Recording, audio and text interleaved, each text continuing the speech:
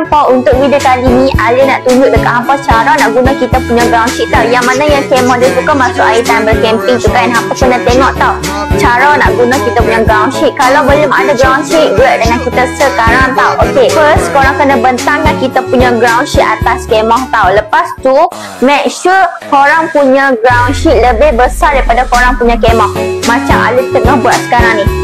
Okey, macam Alia tengah buat sekarang ni, masih ada lebihan belah kanan, depan dan kiri kemah tau. Lepas tu korang kena sediakan klip tau. Tak kisahlah klip apa-apa untuk kita nak kepit kita punya ground sheet. Okey, first korang lipat macam ni.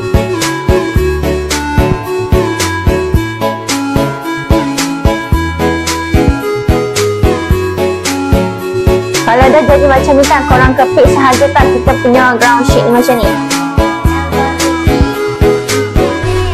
Macam ni juga kita buat dekat setiap penjuru tau, supaya air susah nak masuk.